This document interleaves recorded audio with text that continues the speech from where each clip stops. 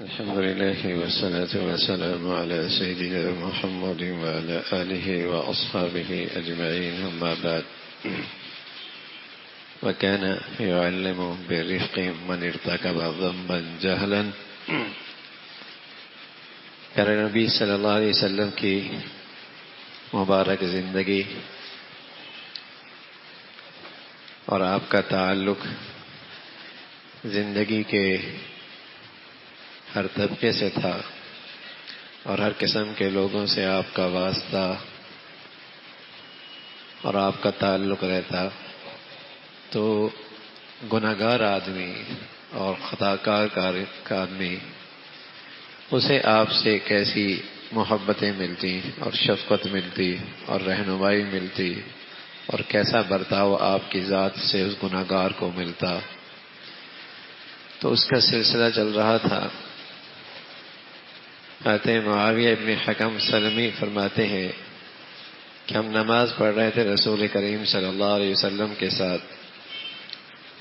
تو اس عطس رجل من القوم کہ ایک آدمی کو چھینک آئی تو میں نے نماز میں کہہ دیا یرحمک اللہ. نماز میں یرحمک اللہ کہہ دیا تو لوگ مجھے گھورنے لگے. میں نے کہا نماز ہی کے اندر میری ماں مجھے گم کرے، کیا ہوا تمہیں؟ تم مجھے گھور گھور کے دیکھ رہے ہو. تو انہوں نے نماز کے اندر یوں ہاتھ مارا اپنے پہلوؤں پر، اشارہ کیا نماز میں خاموش ہو جاؤ. یہ کہنے لگے میں سمجھ گیا کہ یہ مجھے خاموش کرنا چاہتے ہیں. میں خاموش ہو گیا. نماز پوری ہوئی. رسول کریم صلی اللہ علیہ وسلم فرمانے لگے میرے ماں باپ آپ پہ قربان، ایسا معلم میں نے کوئی نہیں دیکھا اور تعلیم کا اس سے اچھا انداز میں نے کبھی نہیں پایا. ایسا معلم، ایسی شفقت کا انداز، سمجھانے کی ایسی پیارا طریقہ. تو نہ تو آپ نے اللہ کی قسم نہ تو مجھے آپ نے جھڑکا، نہ مارا، نہ برا بھلا کہا، اور یوں مجھ سے کہا دیکھو بھائی یہ نماز ہے اور نماز میں لوگوں کی سی باتیں نہیں ہوتی. نماز میں تو تسبیح ہوتی ہے، تکبیر ہوتی ہے، قرآن کی تلاوت ہوتی ہے. اس میں بات چیت نہیں ہوتی. کہ تو ایک آدمی غلطی کی وجہ سے، جہالت کی وجہ سے کوئی غلطی کر بیٹھا، خطا کر بیٹھا، تو آپ علیہ الصلوۃ والسلام نے اسے کس انداز سے سمجھایا؟ جھڑکا نہیں، برا بھلا نہیں کہا.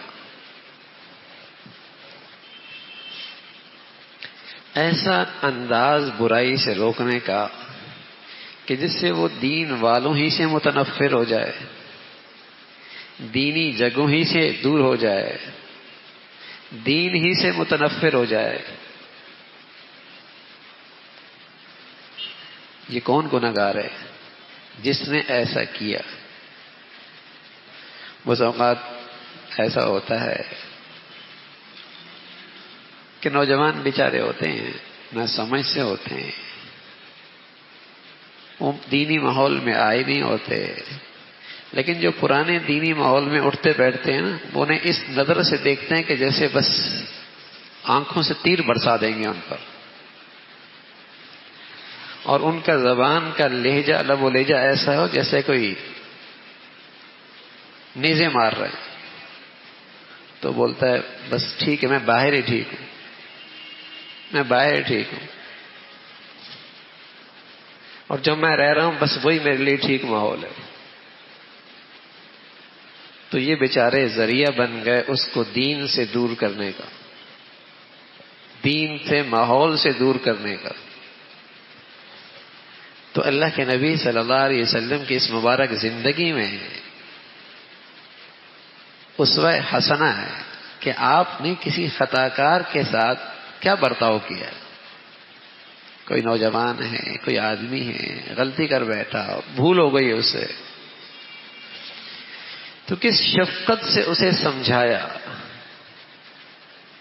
اور کتنے اچھے طریقے سے اسے لیا.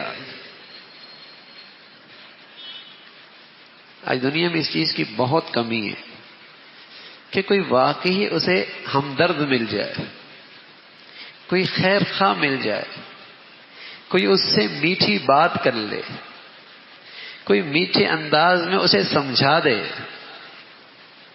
اس کی بڑی کمی ہے. تانا تو بہت ہے، طنز بھی بہت ہے، ہاں،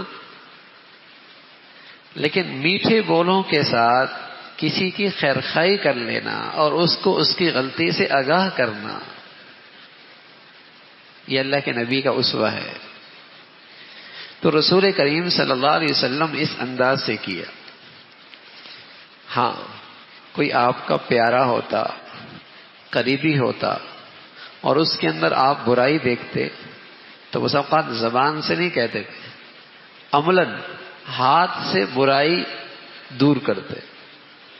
لیکن آپ یہ وہاں کرتے جہاں سامنے والے کے بارے میں اطمینان ہوتا کہ سامنے والے کو برا نہیں لگے گا اور وہ متنفر نہیں ہوگا. یہ وہاں آپ نے اختیار کیا ہے. ایک شخص آیا حضور علیہ الصلوۃ والسلام کی خدمت میں، اس کے ہاتھ میں سونے کی انگوٹھی تھی. آپ نے اسے انگوٹھی لی اور پھینک دی اور فرمایا اپنے ہاتھ میں آگ کا انگارہ رکھتے ہو؟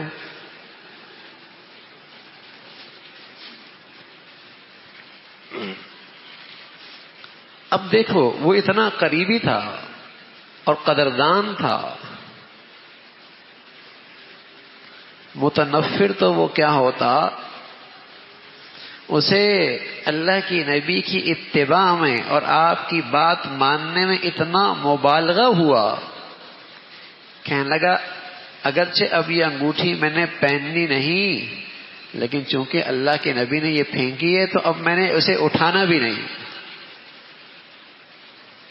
یہ کسی غریب کے کام آئے گی.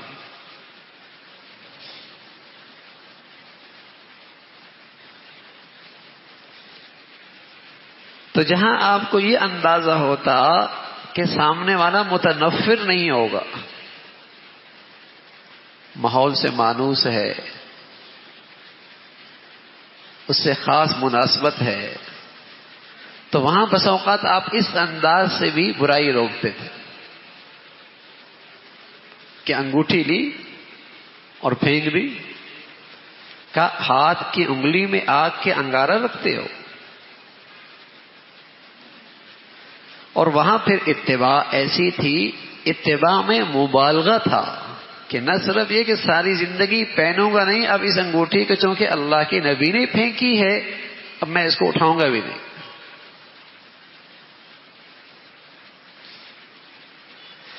تو رسول کریم صلی اللہ علیہ وسلم اس انداز سے خطا کاروں کے ساتھ، گناہ گاروں کے ساتھ آپ کا طرز عمل ہوتا تھا.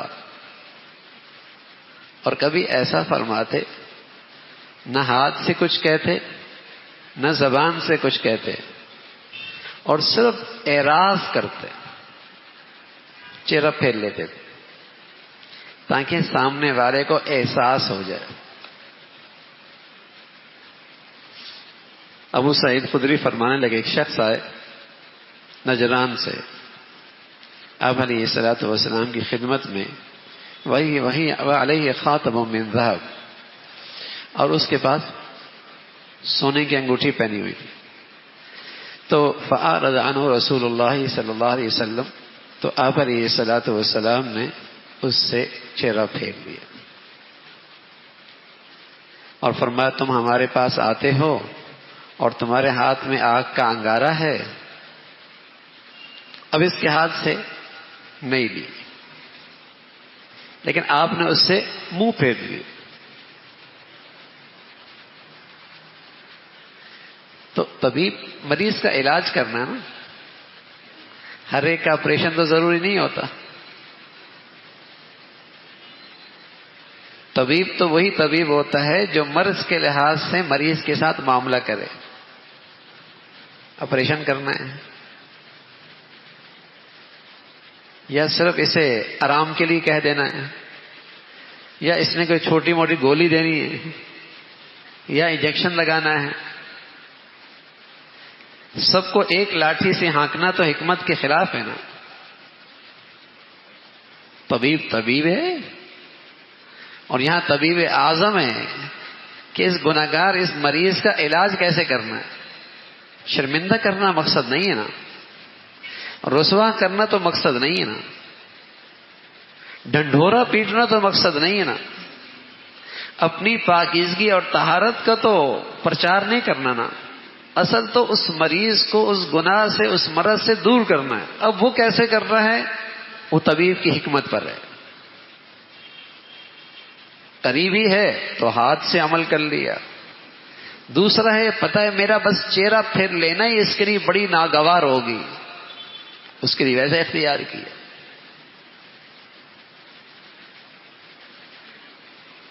تو یوں پیارے رسول صلی اللہ علیہ وسلم گناہوں سے نفرت دلایا کرتے تھے. اس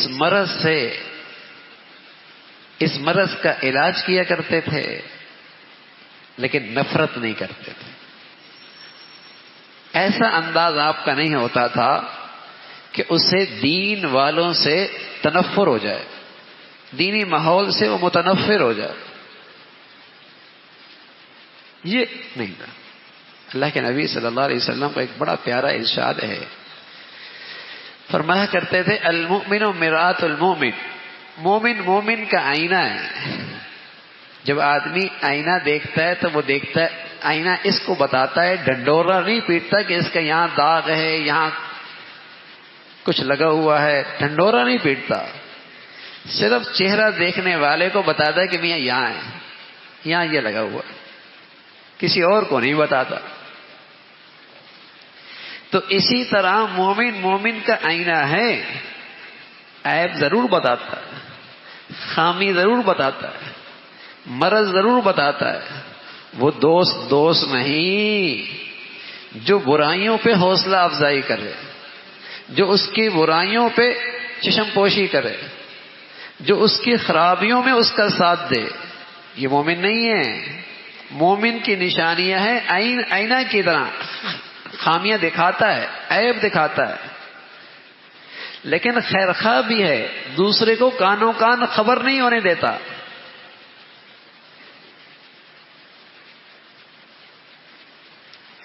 دوسرے کو کانوں کان خبر نہیں ہونے، اسے بتاتا ہے.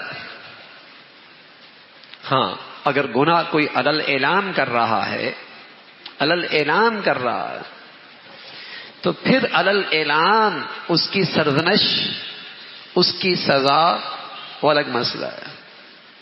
لیکن کسی نے پردے میں گناہ کیا، خلوت میں گناہ کیا، اور اس نے آپ کو بتایا یا آپ کو آگاہی ہو گئی، آپ کی نظر پڑ گئی، اب آئینہ بن کے اس کی مدد کرو،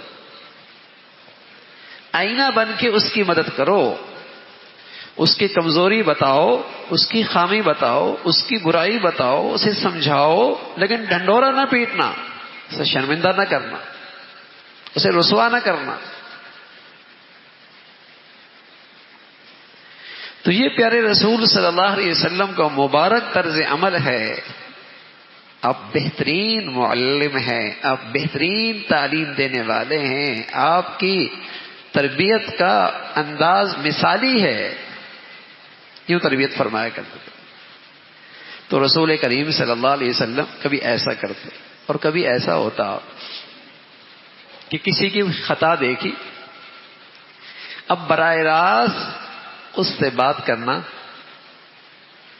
اس کے لیے مشکل ہو جاتا، تو آپ علیہ الصلوۃ والسلام عمومی بات کر دیتے. اور آپ فرماتے لوگوں کو بھائی کیا ہو گیا کہ لوگ ایسا کرتے ہیں، آپ نام نہیں لیتے تھے.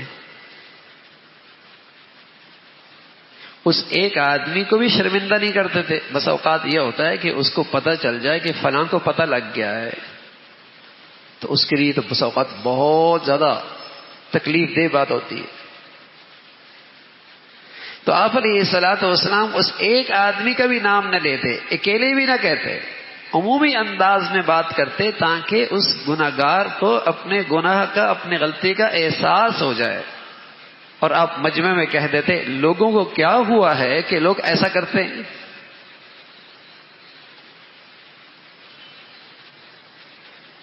تو اس انداز سے آپ علیہ الصلوۃ والسلام خطاؤں پہ اور کمزوریوں پہ آپ تنبیہ فرمایا کرتے تھے. اور کبھی آپ علیہ الصلوۃ والسلام بعض موقعوں پہ ایسا بھی فرماتے کہ کوئی گناہگار ہوتا, لوگوں کی عبرت کے لیے کوئی ایسا عمل کرتے تاکہ لوگوں کو عبرت ہو. ایک شخص آیا, کہا یا رسول اللہ فلاں کا انتقال ہو گیا ہے. آپ نے فرمایا نہیں ہوا. پھر تھوڑی دیر کے بعد وہ آیا, یا رسول اللہ انتقال ہو گیا. فرمایا نہیں ہوا. پھر آیا, یا رسول اللہ انتقال ہو گیا, نہیں ہوا. آپ ساتھ تشریف لے گئے. جب پتہ لگا تو پتہ لگا کہ اس نے خودکشی کی ہے, خودکشی کی. تو آپ علیہ الصلوۃ والسلام نے فرمایا ہم اس کا جنازہ نہیں پڑھائیں گے, ہم اس کا جنازہ نہیں پڑھائیں گے. اب یہ اللہ کے نبی صلی اللہ علیہ وسلم نے دوسروں کے لیے عبرت, دوسروں کے لیے تنبیہ, دوسروں کے لیے ایک پیغام کہ یہ گناہ ہے, اس کی بڑی برائی ہے, اس کی بڑی برائی ہے. دیکھو کتنا برا کام کیا کہ اللہ کے نبی کی امامت سے محروم رہا, آپ نے جنازہ نہیں پڑھا. تو اس برائی کی شناخت پیدا کرنے کے لیے, اس گناہ کی نفرت دلوں میں بٹھانے کے لیے بس اوقات آپ کوئی طرز عمل اختیار کیا کرتے تھے کہ ہم جنازہ نہیں پڑھائیں گے اس لیے کہ اس نے خودکشی کی ہے. تو یہ انداز سے پیارے رسول صلی اللہ علیہ وسلم کے گناہگاروں کے ساتھ, خطا کاروں کے ساتھ یہ آپ کا معاملہ تھا. اور پیش نظر یہ تھا کہ کس طریقے سے یہ گناہ کا مرض ان کی زندگی سے ختم ہو جائے اور معاشرے اور سوسائٹی کے اندر گناہ کی شناخت اور برائی بڑھ جائے. اس لیے کہ ہر گناہ کے پیچھے اللہ کا غضب چھپا ہوتا ہے, اللہ کی ناراضگی چھپی ہوتی ہے. حضرت عبداللہ ابن عباس رضی اللہ تعالیٰ عنہ سے پوچھا گیا, ایک آدمی بہت نیکیاں کرتا ہے, کثرت سے نوافل پڑھتا ہے, تسبیحات پڑھتا ہے, صدقہ خیرات کرتا ہے, بہت نیکیاں کرتا ہے, گناہ بھی کرتا ہے. اور دوسرا شخص ہے جو گناہ تو نہیں کرتا, فرائض اور واجبات اکتفا کرتا ہے, اس کی زندگی میں نوافل کی کثرت نہیں ہے. ان دونوں میں محفوظ کون ہے؟ تو عبداللہ ابن عباس فرمایا کرتے تھے رضی اللہ تعالیٰ عنہ, جو شخص گناہ کرتا ہے, کثرت سے نیکیاں کرتا ہے, یہ ہر وقت خطرے میں ہے.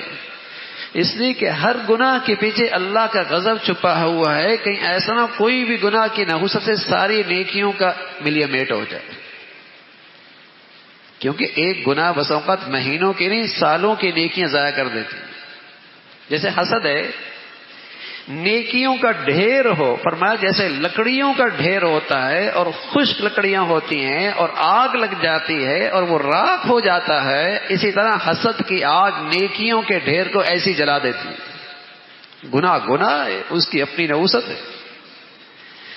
تو فرمایا محفوظ وہ ہے جس شخص کی زندگی میں گناہ نہیں ہے, وہ محفوظ ہے. تو اللہ کے نبی صلی اللہ علیہ وسلم اپنے طرز عمل سے ہر وہ انداز اختیار فرمایا کرتے تھے جس سے معاشرے کو گناہوں سے دور رکھا جائے, پاک رکھا جائے, اور لوگوں کے دلوں میں گناہ کی شناخت, برائی بٹھائی جائے. گناہ بری چیز ہے,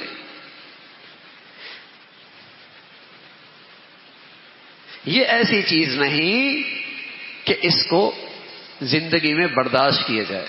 ہاں, اس کو ہٹانا کیسے ہے, اسے دور کیسے کرنا ہے, اس سے اپنے بچے بچیوں کو بچانا کیسے ہے، اپنے دوستوں کو اس سے دور کیسے کرنا ہے، وہ حکمت کے ساتھ، وہ نرمی کے ساتھ، وہ خیر خواہی کے ساتھ. تو اللہ رب العزت بھائی ہم سبھی کو دین کی صحیح سمجھ نصیب فرما دے.